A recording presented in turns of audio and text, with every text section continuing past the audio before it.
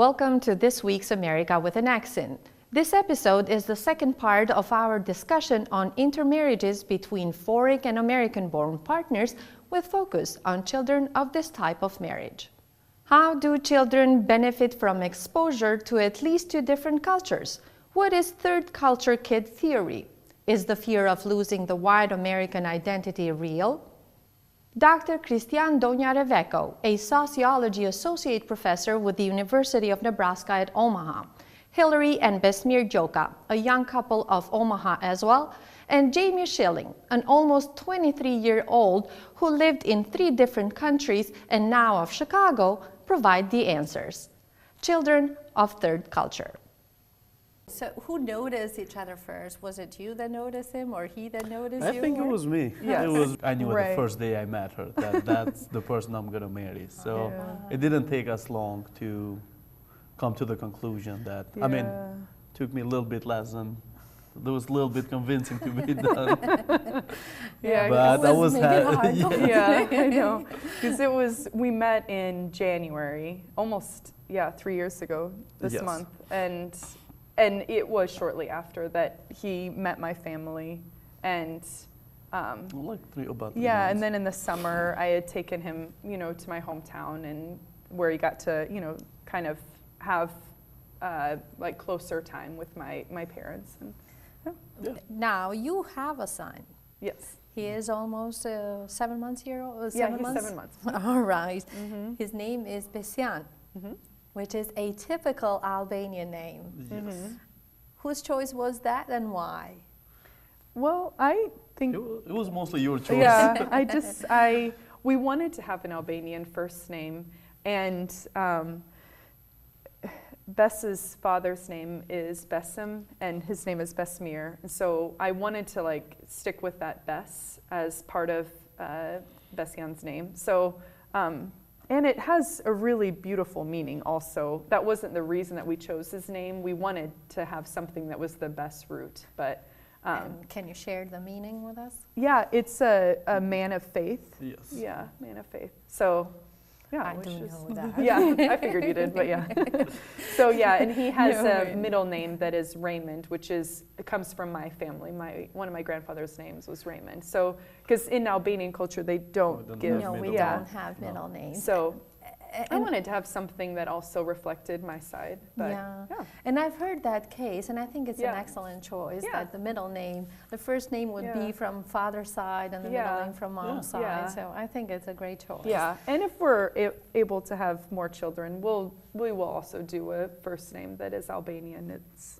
That's- We want to carry that tradition or that culture on, in their name. It's a unique name. Here. Yeah, is, yeah. People, Yeah, and thinking about Besian sharing the Albanian culture, it's maybe he won't know much Albanian language, or the family culture that we have won't be specifically Albanian. It'll be kind of like a blend. At least he'll know His name. himself as Albanian, just given his first name. Yeah. Who gets to pick the ethnicity of the kid? By law, what is the kid considered to be? And then how do parents perceive the identity issue? So that's an interesting question, because there are 2 sides. Okay, one is, as you're saying, who decides to ethnicity. That is something that parents do based on who fills a form, right? The U.S. Census, for example, if the father was filling the form and the father was white, he might be more inclined to say that his children were white. If the wife was filling the form and the wife was, let's say, Filipino, she might be more inclined to say, well, they are Asian. So it depends on who is filling the form, right? And when you go to the doctor, sometimes they ask you to fill, the ethnicity or the race. That also depends on who, how the person who is signing, who is filling the form, thinks of what their children are. Okay, so that is one thing. Now the children, when they grow up, they are the ones who can decide, right? They're the ones who say, I am this. And that depends of how in which culture they felt more comfortable at the end. Or if they might say, you know, I'm mixed race, right? My wife is Colombian and I'm Chilean. While we are both Latinos, we come from different cultures, right? Because there are some differences there's several differences between Chileans and Colombians. So my daughters, mainly, who are older, 13 and 11, we're talking about, you know, which one is the best country, the best culture. And we say, well, but you are half and half. And one of my daughters said, but you also say that we are part American, part.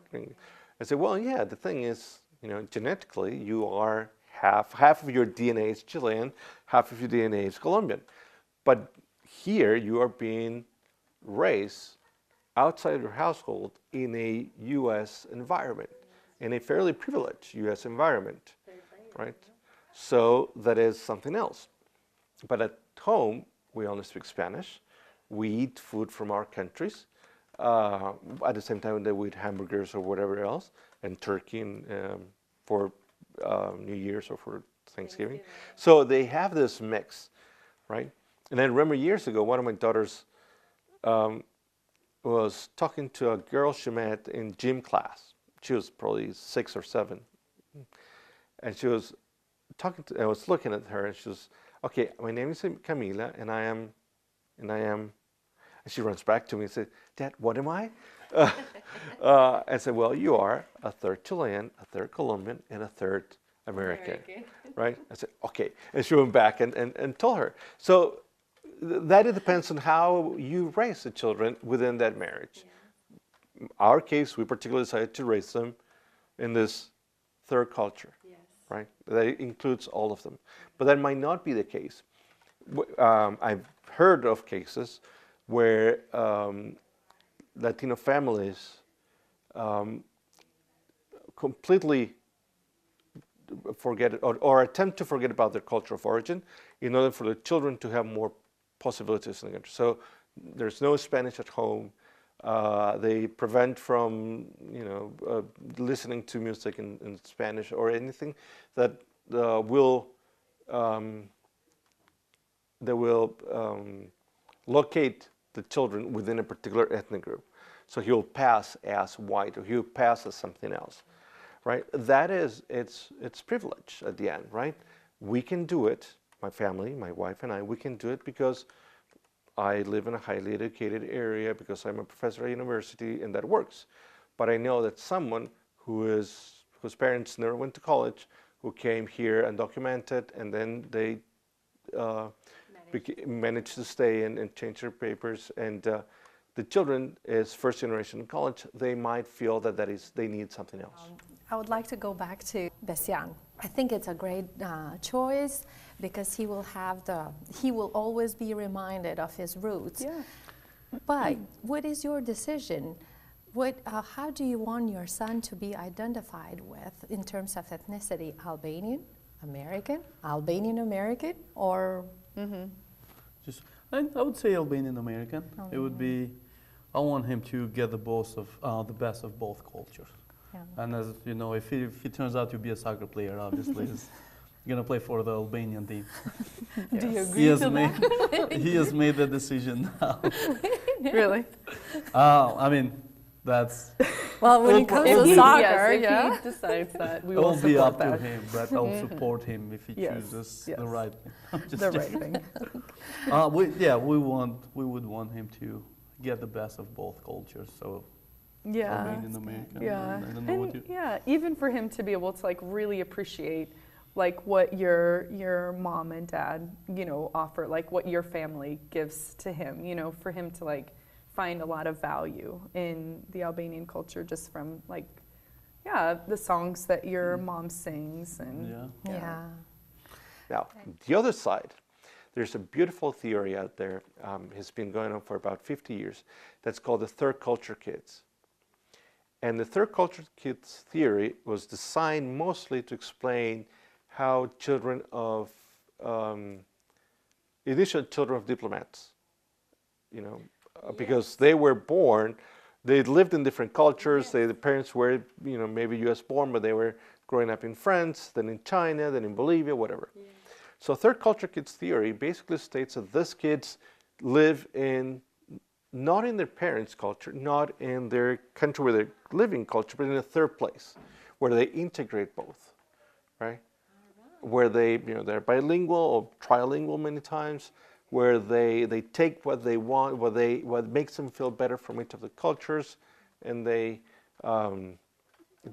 confront life from that perspective. They're also more open to change. They are less, they have less racist attitudes, less conservative attitudes. So that is, there is a literature on third culture kids that proves that it's a really good thing for kids. Jamie Schilling is almost 23 years old, and he grew up in 4 countries: United States, Austria, Norway, and Poland. His father was a diplomat, and as Jamie puts it, he was lucky enough to be taken along for the ride. Jamie joins us from Chicago, Illinois, USA. Jamie, given your background, I felt like I needed to add Illinois and USA, although Chicago is a very well-known city. I would like to start with where were you born and when did you move abroad?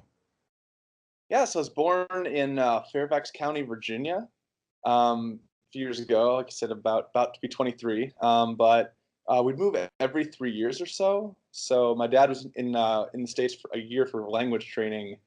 So then we'd move about every 3 years, come back to Virginia for language training, spend another 3 years at a post, and then come back. So from around first grade to third grade, I was in Oslo, Norway. From fifth grade through seventh grade, I was in Warsaw, Poland, and even before that, when I was in pre-K, I was in Austria. So it's been a journey. It's been a fun one though.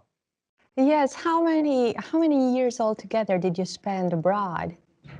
I think it'd be about 9. So about 9. The fun fact I used to say was I spent half my life overseas, but as I keep getting older, the number keeps dwindling. So at some point it's gonna be, I spent a quarter of my life overseas. So it's a little less impressive, but still 9 years. So. How many languages do you speak? So I speak Polish. Oh, I can order a hamburger in Polish. So my family, we say that counts. But we speak German, Norwegian, French, and then of course English.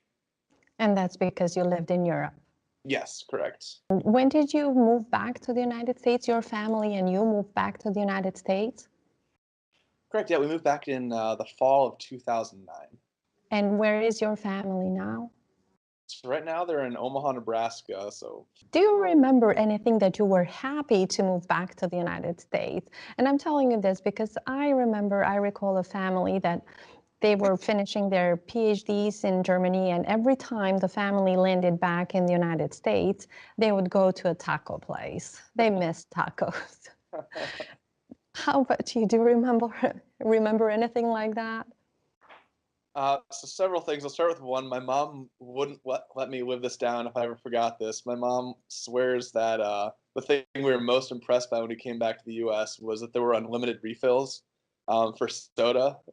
I'd say as far as personally, there were no. I'm a big sports fan. I missed being able to watch, whatever it was, college football, and not have it not be 3 a.m. But also being able to speak English as well and understand what's happening around me was also really nice. And I always remember because we'd come in most recently from Poland, and we'd always connect through Chicago O'Hare.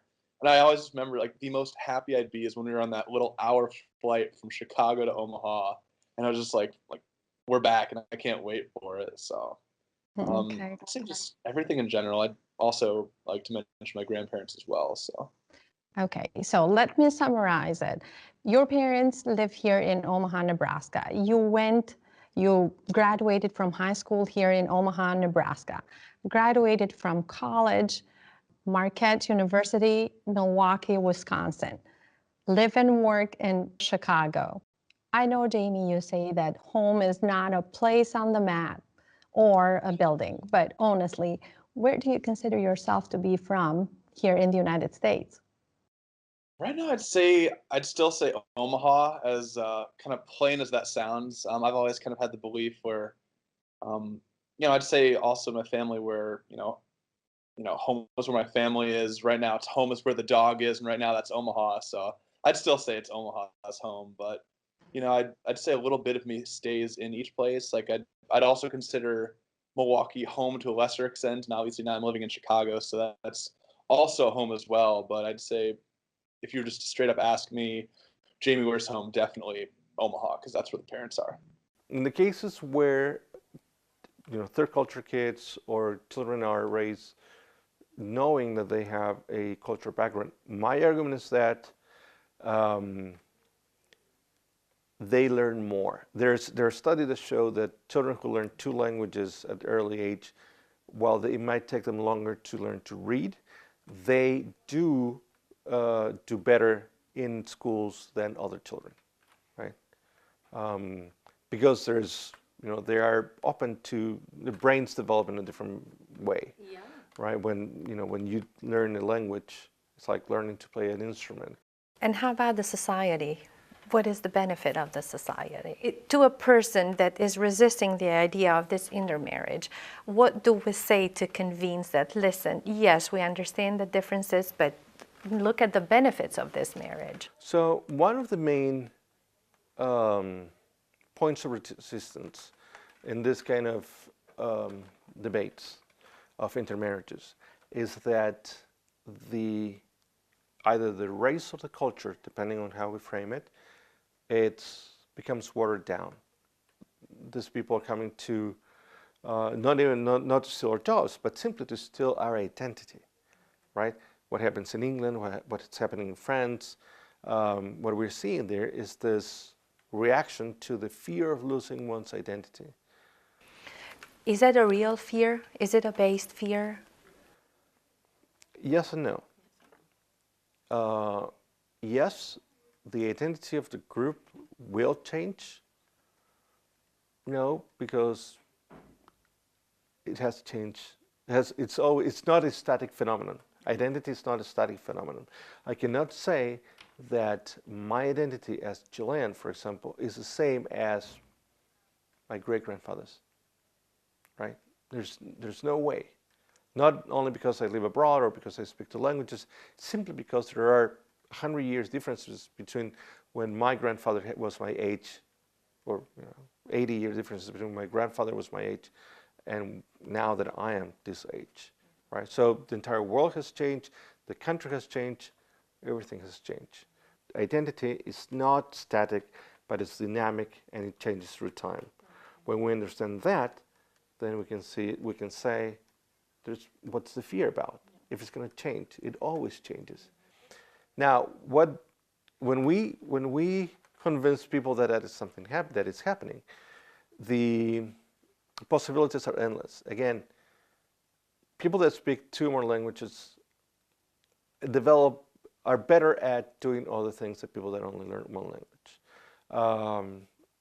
You mean in life or academically? In life, they're more attuned to racial differences. They understand better when there are racial differences and what are the problems with those racial differences, right? Racial and ethnic differences. So they are less racially biased. People that are third culture kids, people that are brought up in 2 cultures at least, are less prone to participate in wars, right? Because there's this idea that there's a more, what has been called in European literature, a cosmopolitan worldview, right? And that it's, at the end, it's better. Do you think of yourself as an American in terms of ethnicity? I think so. I think when I was younger, there was more of a distinction because I'd just come from overseas, and there were at times me questioning myself, like, well, I have lived most of my life overseas. Am I really? But I think, after spending more time in the U.S., I'd say definitely proud American. And you're saying that your connection, you still have some feelings for your countries for the countries where you grew up. When it comes to loyalties and a sense of belonging, do you think that you belong to those countries as well, the countries where you grew up?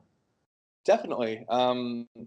kind of running joke in the family that we have is, especially when the Olympics and the World Cup come on, it's the most challenging part for me because, like, especially in the Olympics, like I hope the Norwegians do well, but I also hope the Germans do well, but I also hope the Polish teams do well, and so it's just almost a conflict of interest, but I hope they all do really well. So I'd say definitely I'm rooting for all of them, and like I'd see a certain part of me in them, but more so now it's just gosh, I hope they do well, and like I said, I feel a little bit of me has stayed there, but it's not as big as it once was. Knowing foreign languages, has it helped you professionally? I'd say it's helped me more in mannerisms and how to behave more than languages. I'd say especially having to move around so often and adjust so much, it really helps you. It really forces you to be more personal with people, and that's really helped me in the workplace. Whether it's getting something from this coworker here, or just small talk with another coworker there, it helps me feel more comfortable. I'd say the language part's definitely coming at points, whether it be bringing up German or Norwegian, but I'd say definitely the mannerisms of how to behave in the workforce has helped a lot, especially being the son of a diplomat, where that's literally my dad's livelihood for a certain number of years, and that's all I really knew was, okay, like if my dad's doing it, that's probably the way I should act. And that, I'd say even to this day that helps me, whether it's interacting with someone who's my age as a colleague or someone who's a senior exec. It's just a respect thing that's helped. I get that from overseas, I'd say. And Jamie, yes, you were young when you moved back, but how has that experience influenced your perspective on life and world? Well, I'd say it's definitely given me a very unique perspective that not a lot of kids get.